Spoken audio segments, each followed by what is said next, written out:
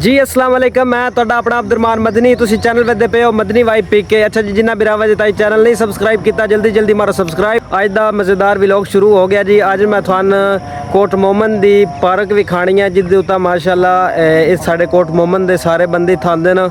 हुण ते कोई नहीं, क्योंकि मैं दोपहर टाइम आया, मैं आख्या व्लॉग श्लॉग बना लईए, फिर फैमिली आ वेंदी है, उस तो बाद फिर मसला बनदा है। ते अज मैं थान विखाना जी अपने कोट मोमन दी पार्क। चेक करो, थानू पता तो लग ही गया उसी किदा आ गया है। माशाल्लाह पार्क है जी, चेक करो। एक कोट मोमन दे विच चंगी सहूलत है जी। थान विच वड़ के भी विखेने आ, सारी पार्क विजिट कराने आ जी।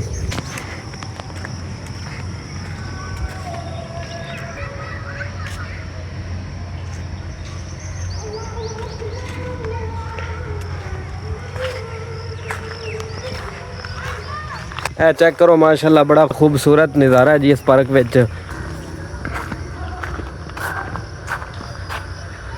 अच्छा जी, इत्थे जेह्ड़े मर्दां दी साइड है ना जी, जित्था मर्द बंद छंदे हैं या छोर छार हो गए जित्था बंद न, वो वाली है ए वाली साइड। और जित्था खवातीन या फैमिली वाला निज़ाम है ना, वो है इधरली साइड है जी। इस तो पर ए वाला मर्दां वाला और ओ वाला अपना औरतां वाला।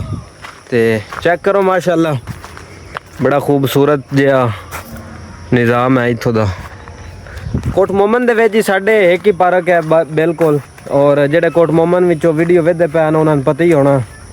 तो इत्थे जी अपना इतवार वाले जेडे छुट्टी होई या फिर ईद शीद उत्ता अगर तुसी अपनी फैमिली ने किदाई फिराना चाहते हो या किदाई अपनी फैमिली ने लैके जाना चाहते हो तो इत्थे कोट मोमन में आ सकते हो। इत्थे भी सही निज़ाम है जी। अपना बच्चे शच्चे लै आया, दिन फ्रैश किया और सारिया ने इत्था बाया टराया तो अपना जहन इत्था आके फ्रैश कर सकते हो जी।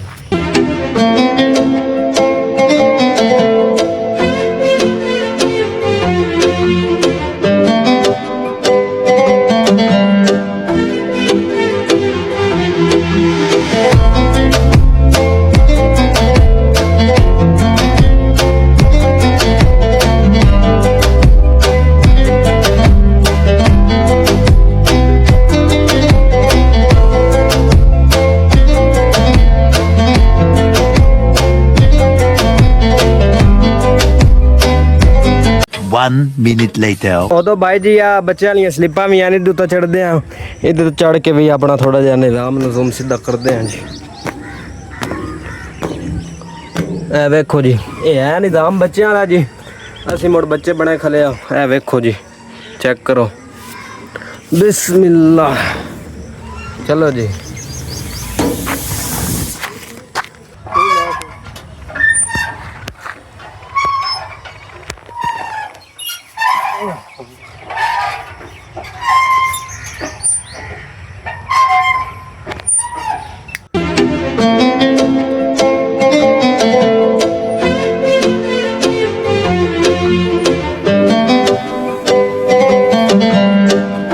A few moments later.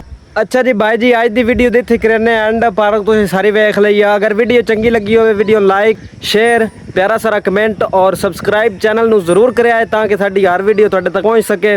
मिलते हैं इंशाल्लाह एक नवी वीडियो नाल। अस्सलामु अलैकुम।